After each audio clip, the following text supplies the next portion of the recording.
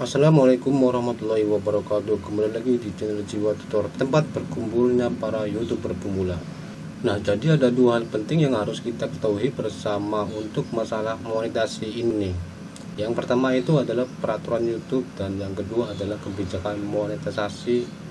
Jadi ini dua hal yang berbeda. Teman-teman, kalau kita berbicara soal peraturan YouTube, saya kasih contoh. Misalkan kita itu buat konten, tapi konten kita itu mengandung kekerasan, maka biasanya akan langsung mendapatkan notifikasi di email ataupun di dashboard YouTube Studio bahwa konten kita mengandung kekerasan ataupun konten kita yang mengandung hak cipta. Biasanya akan langsung muncul ada keterangan kena klaim hak cipta gitu ya. Nah, berbeda dengan kebijakan monetasi, kalau channel kita pengen dimonetisasi ya kita harus patuh pada peraturan kebijakan monetisasi channel. Ini sering banget terjadi di kalangan pemula ya. Misalkan seperti ini, kita buat konten kemudian kita upload, setelah kita upload sekilas tidak ada pelanggaran, tidak ada hak cipta gitu ya, aman-aman aja. Tapi setelah kita mengajukan monetisasi justru terkendala, ditolak monetisasinya oleh YouTube dengan alasan konten berulang ataupun konten yang digunakan ulang. Ini dua alasan yang paling sering banget terjadi untuk channel-channel yang ditolak monetisasinya. Nah, jadi seperti ini yang saya sebutkan tadi, ada dua yang sering banget terjadi penolakan monetisasi. Yang pertama itu karena konten berulang, yang kedua adalah konten digunakan ulang. Ini dua hal yang berbeda ya teman-teman. Sekilas sepertinya seperti gitu ya, konten berulang, konten digunakan ulang, tapi ini berbeda. Kita bahas dulu yang pertama, channel yang ditolak monetisasi karena konten berulang.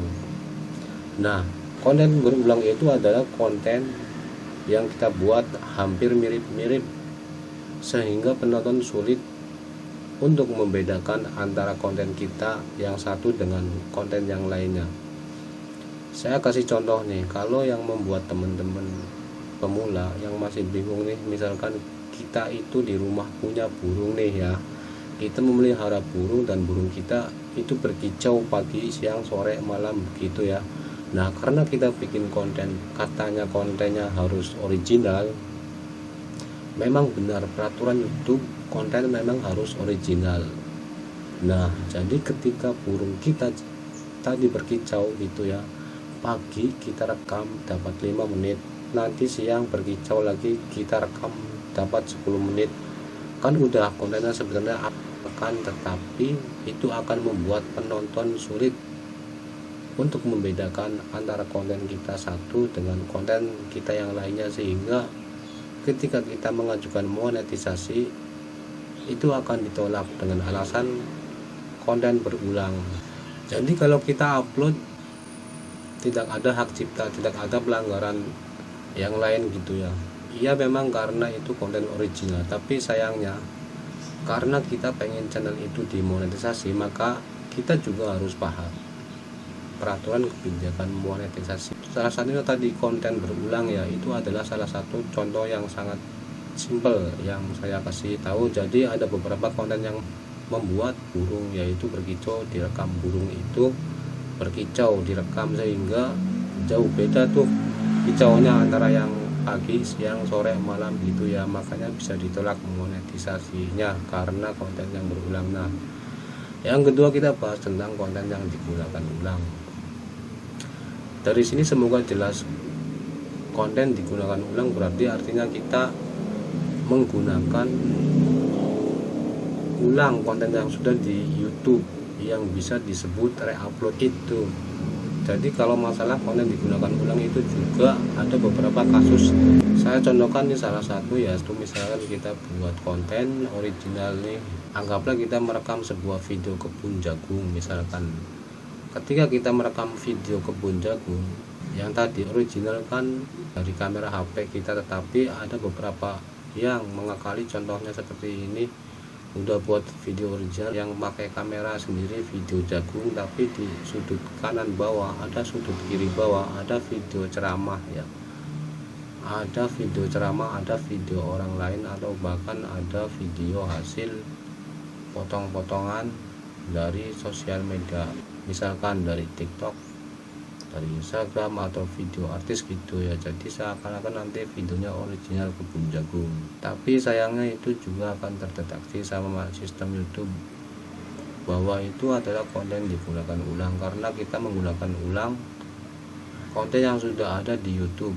Kita upload ulang gitu, konten itu udah jelas-jelas ada di YouTube, kita upload ulang gitu ya, dengan berbagai versi, dengan berbagai cara edit.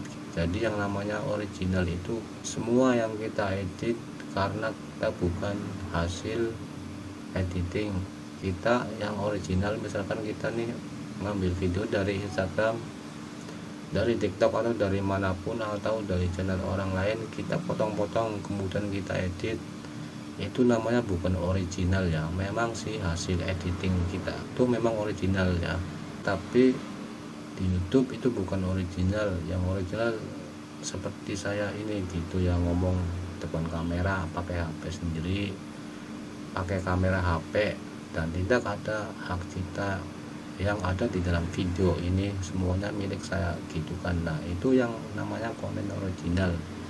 Sama seperti yang saya sebutkan sebelumnya, bahwa ketika kita comot-comot video orang lain, ketika kita upload ya memang tidak ada masalah, tidak ada kena klaim hak kita, tidak ada melanggar apapun gitu. Tapi nanti keputusannya setelah kita mengajukan monetisasi ya, di situ bakal difilter, bakal dicek lagi sama tim YouTube-nya.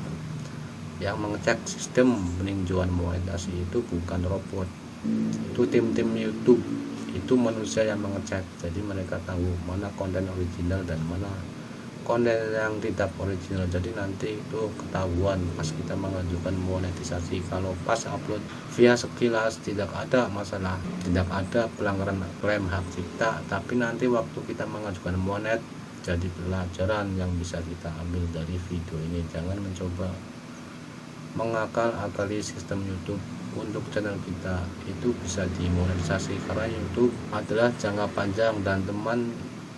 Jadi kita cari amannya saja.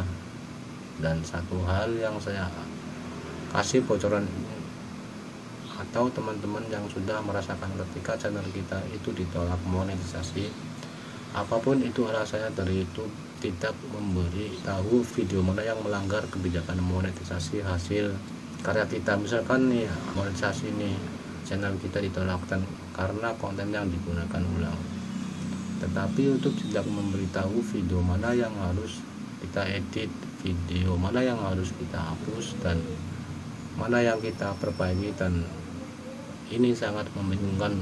Kalau kita sudah ditolak monetisasi, mending ya kalau YouTube itu ngasih tahu, kamu saya ditolak nih monetisasinya karena konten digunakan ulang, gara-gara konten jagung, kamu tuh nggak original. Misalkan di YouTube ngasih tahu seperti itu, masih enak kita memberi ataupun melakukan tindakan.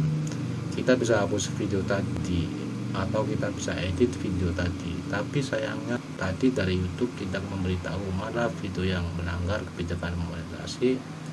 Jadi kita bakal kebingungan, apalagi kalau konten kita itu sudah banyak, 100, sudah 200 video yang kita upload. Nah, jadi untuk mengurangi resiko itu, pastikan teman-teman berkarya secara original biar nanti bisa lancar ketika mengajukan monetisasi. Jadi buat apa kita punya video hasil dari comot sana comot sini, penontonnya banyak, subscriber banyak, tapi ketika mengajukan monetisasi justru channel kita ditolak monetisasinya oleh YouTube.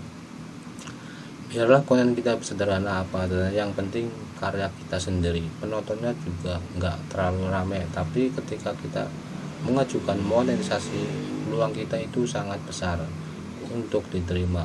Sampai di sini saja, semoga bermanfaat. Wassalamualaikum warahmatullahi wabarakatuh.